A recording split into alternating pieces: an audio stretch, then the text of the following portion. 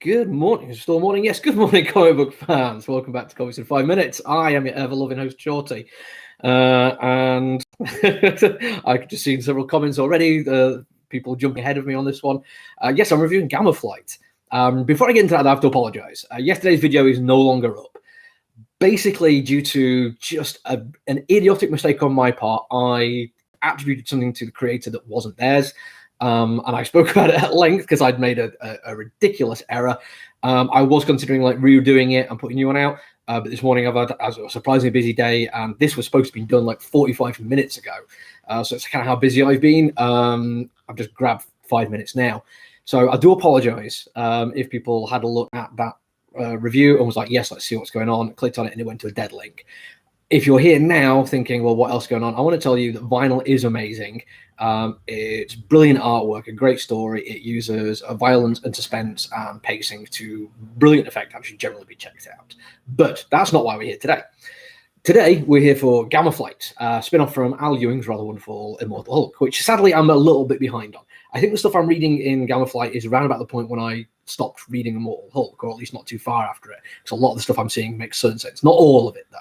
And that's the first thing to talk about. This is a spin-off from a series which is heading towards its conclusion, 48, 49 issues so far, going to finishing at 50. So there's a lot of backstory to it. And the idea of being like, well, how do you get that going on? Well, first off, they do have, right there on the title page, just run down of who's in it and quite a little bit of text explaining what's going on. Brilliant. At that point, I was like, right, okay, I think I'm caught up here. Pretty much the only thing I was confused with was horribly mutated Rick Jones merged with a gamma-irradiated body and consciousness of teenager Del Fry. No idea what's going on with there, but it's still cool. The other thing I noticed when I was looking at the title page and stuff is I had no idea who the artist was. I'm not saying I've never seen anything by them. The name didn't jump out at me.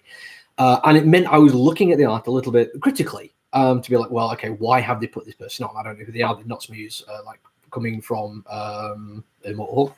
And quite early on, I thought to myself, this is not particularly something I'm a big fan of. That picture there kind of shows a lot of what I'm talking about. I totally know what's going on there. It's absorbing man, basically absorbing metal and becoming awesome. But the kind of loose style and using that almost watercolorist kind of way of melding the two things together, it actually looked a little bit lazy as opposed to interesting. The laziness heightened even more with this next one I'll talk about. Those two panels there. The artwork in that second panel is just a close-up of the artwork in the first one. It's not been redrawn in any way, shape, or form. Now, I'm not used to that happening, but that is a series of panels where there should be movement. There is a massage happening, and there is somebody clearly enjoying said massage. And at no point do you show either of those characters moving in any way to indicate that. If it wasn't the fact that they spell it out for you, as in tell it you rather than show it you wouldn't really get that idea. And I think it put me off a little bit. But this is a horror action comic book. And when you see something like this, you're like, oh, okay, this is why they've been hired. Maybe not the best at the fine detail, maybe not the best at showing intimate moments that show that kind of timing through storytelling through timing or anything like that. But when it comes to big ass monsters, yes, brilliant, they can do that. And if that was all the comic was about, I think I could leave this review by saying, yes, well done, clap, clap, clap, worth checking out. But it's not just about that. This is a comic book about relationships, and it handles all this in an exceptionally good way. It actually runs throughout. Now, to start with, it's kind of like the first issue of a team story, so you get a sense that they're going to do a bit of a, here's who the team is, and they've done that in their own little way. But they don't do it based on who each individual is. They do it based on their relationship to somebody else in the team as well, and it works vice versa and crosses over. There's the obvious relationships where it is people who are in a relationship, and there's some issues there. There's a rather wonderfully done little bit of transgender storytelling. And now, am I the right person to comment on this? Absolutely not. One of the benefits of being a cis white man, this kind of stuff is not something that I don't feel comfortable talking about. Not that I don't feel comfortable, but I don't feel comfortable giving an opinion. But am I glad it's there? Yes, I absolutely am, because it means conversation can actually happen. And people can look at it and say, well, what is this character trying to get across? What is she saying, and how does that relate to what was said to her? These are conversations worth having, and I think it's brilliantly done. But it's not just that relationship. There's also literally a marriage proposal and some weird friendships going on, and there's literally two different entities that are jammed together in a comfortable way, and they are learning how to actually exist in that same space.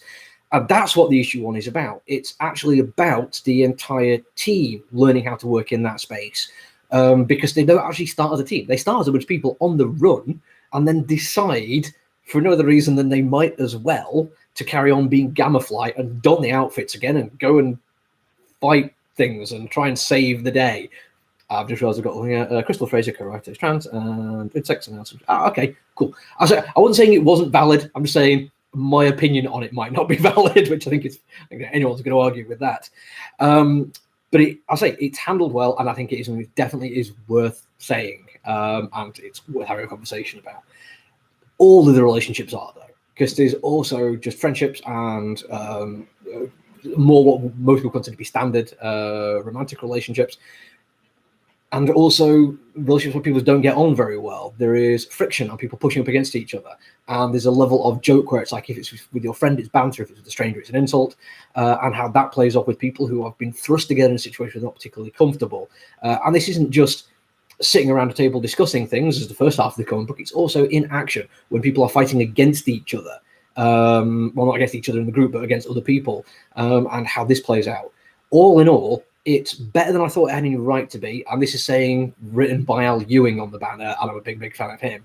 It went in a completely different way I was expecting, and every bit about it, apart from some of the close-up bits of artwork where I don't think the artist has the chops to match the storytelling, it is absolutely worth checking out. If you have been getting Immortal Hulk, I don't think this is an optional comic book. I think this is part of the series, and you should be reading it. Anyway, that's it. I did go over, but I had an extra little announcement to start, so I'm not going to cover myself too much. Everyone look after each other, stay safe, and I'll speak to you tomorrow. Bye.